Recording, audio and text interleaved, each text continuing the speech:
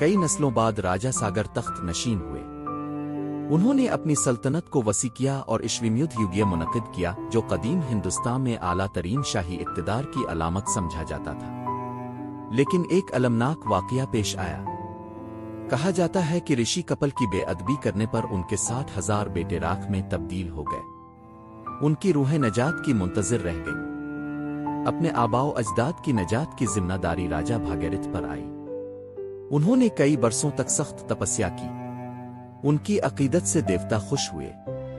आखिरकार आसमानी दरिया गंगा जमीन पर उतरने पर आमादा हुई, लेकिन इसका बहाव इतना शदीद था कि पूरी जमीन तबाह हो सकती थी।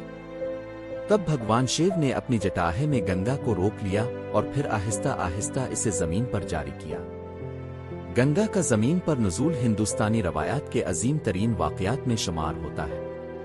आज भी किसी अजीम मकसद के लिए गैर मामूली कोशिश को भागीरथ प्रयत्न कहा जाता है।